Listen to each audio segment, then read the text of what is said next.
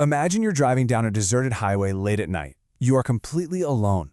There's just this endless stretch of road in front of you, totally swallowed by darkness. But then, you glance in your rearview mirror. There's a black pickup truck, and it's been trailing you for miles. Your heart literally starts to pound. You grab your phone, dial someone you love, and you whisper this terrifying final thought, "I think someone is following me." And then, the call just drops. Seconds later, you vanish into thin air. Okay, let's dive into this. Welcome to today's Explainer, where we're going to unpack a true crime mystery that is just absolutely baffling. We're looking at the vanishing on Highway 50, specifically the Emily Carter mystery. This is one of those stories that really hits home because it shows exactly how fast a completely ordinary night can turn into something unimaginable. We're going to walk through the evidence we actually have. And, spoiler alert, we'll also look at the chilling lack of evidence to try and map out what in the world happened on one of America's loneliest highways. So, to really understand this mystery, we've got to set the scene. Section 1, the final drive. Picture it. It's a cold October evening in Nevada. The sky is pitch black. 26-year-old Emily Carter had just wrapped up a totally normal, quiet day visiting her sister. She says bye, hops in her car, and starts the long trek home down Highway 50. Now, if you know anything about Highway 50, you know it's practically famous for these incredibly long, empty, desolate stretches. But think about the timeline of that night, specifically the terrifying compression of time. Emily leaves her sister's house at exactly 10:30 p.m. Just 17 minutes later, at 10:47 p.m., she makes what turns out to be her final phone call. Think about that for a second. A 17-minute window, literally less time than it takes to watch an episode of a sitcom. In that tiny sliver of time, her quiet drive morphed into an absolute nightmare. By the next morning, her car is found completely abandoned. So what on earth went down during that 10:47 p.m. call? Well, let's break down the details of that conversation. When Emily dialed her sister at 10:47, she was panicked. Her voice was literally shaking. She told her sister that a black pickup truck had been tailing her for miles in the dark. Her sister, obviously trying to keep her calm and grounded, gave her some pretty frantic but solid advice. Drive to the nearest gas station. Just get somewhere public, somewhere with bright lights, somewhere safe. But before Emily could even reply, before she could confirm she saw a station or agree to the plan, the call just disconnected, abruptly. And tragically, nobody ever heard Emily's voice again. Which brings us right into Section 2, the eerie discovery. Fast forward to the very next morning. The sun is shining over the Nevada desert. A passing motorist is just cruising down Highway 50 and notices a car perfectly parked on the shoulder of the road. It just looks completely abandoned and out of place. They call it in, and the police show up within minutes. But what the cops find when they walk up to that car is incredibly jarring.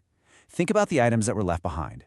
First, the doors were completely unlocked. Second, her purse was still sitting right there inside, totally untouched. And third, and this is perhaps the most chilling part, her mobile phone, the exact same phone she used to make that panic call hours earlier, was just lying right there on the driver's seat.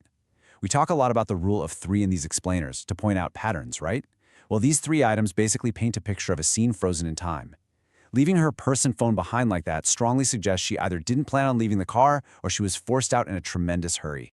But here's what's really fascinating and frustrating about this. 0.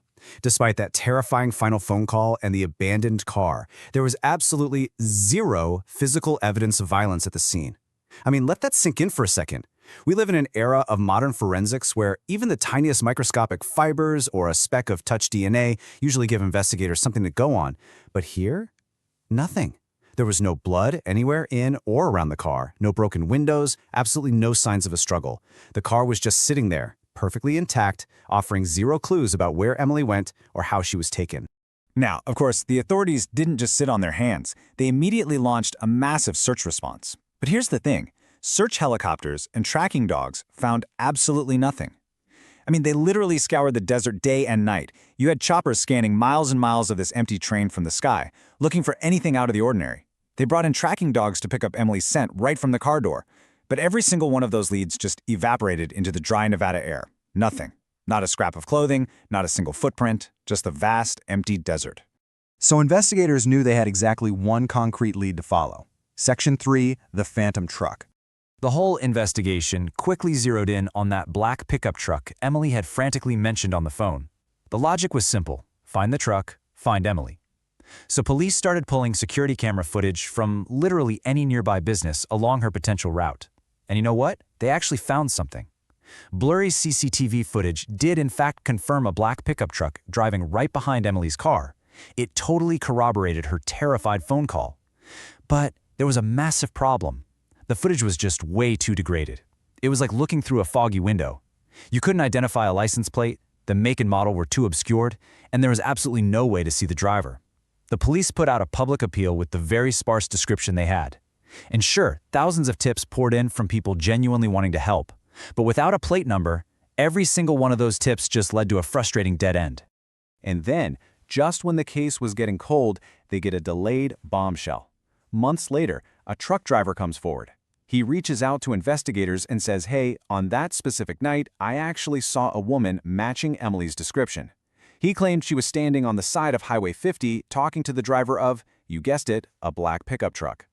Obviously, this was a huge revelation, but the absolute tragedy of this tip is the timing.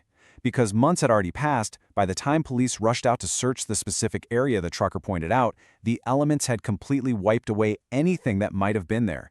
Wind, rain, time, it all erased any potential physical evidence that could have backed up his story.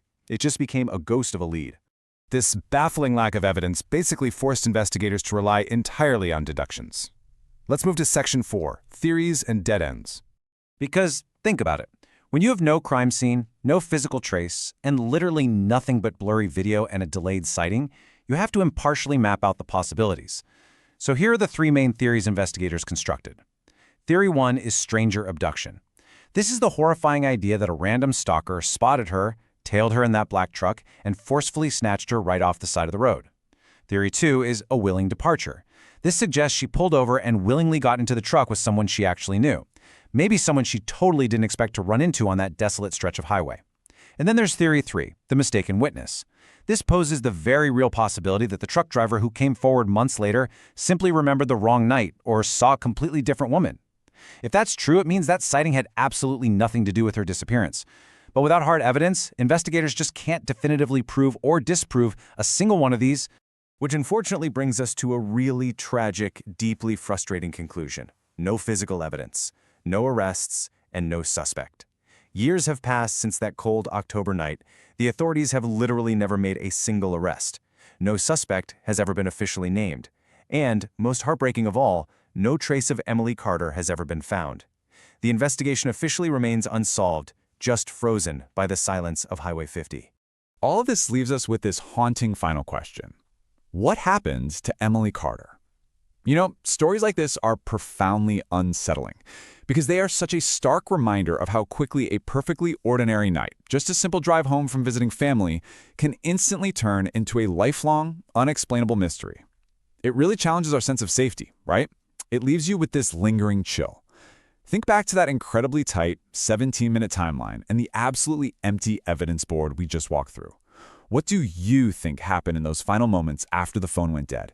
Thank you so much for joining me for this explainer. Keep analyzing the facts, and please stay safe out there.